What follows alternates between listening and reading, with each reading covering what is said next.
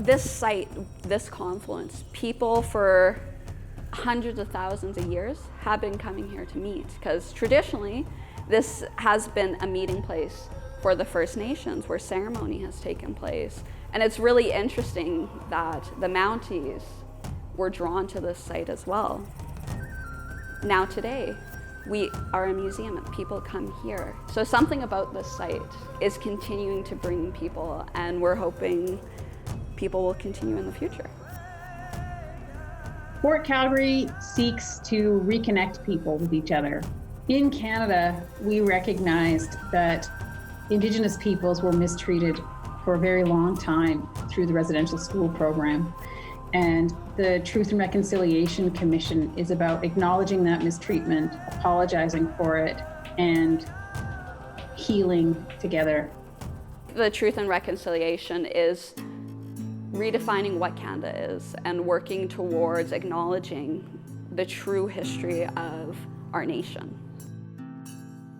What it looked into was the treatment of Indigenous peoples in Canada, and acknowledging that Canada was built on genocide and colonialism. With Fort Calgary, and in particular even just the Mounties, that was in response to John A. Macdonald, the first Prime Minister. He made a promise to build a railway. But in order to build a railway, you need to own the land.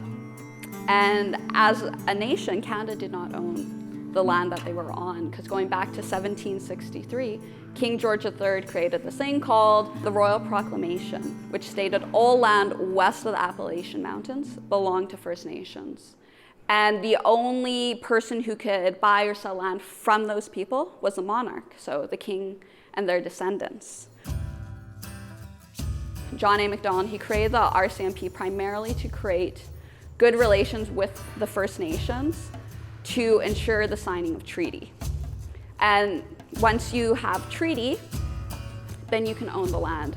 And when it came to the treaties, there was a lot of misconception. There was not very clear translations, because lots of the times the interpreters that they brought in didn't speak the language. If you look at a map of the number of treaties in Canada, you can see each one starting out in Dufferin, Manitoba, where the Mounties were established and spent 1 year training. That's where Treaty 1 is. And then you keep going 2, 3, 4, 5, 6, all the way up until they get out here at 7. And the Indigenous understanding of this was to be a peace agreement, that I would be living with you, we would not fight. But the Canadian government interpretation of it was, you are giving us this land in exchange for this.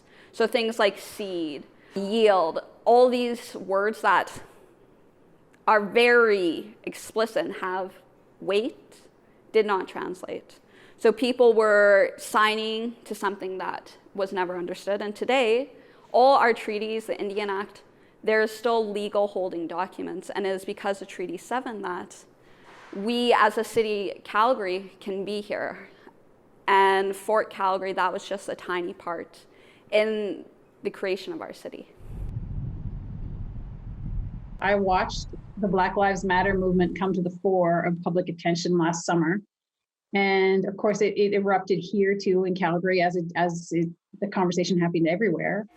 And I thought, if there was an organization that would be ideal to explain to people the historical origins for the relationship between, in our case, Indigenous peoples and police, it should be us.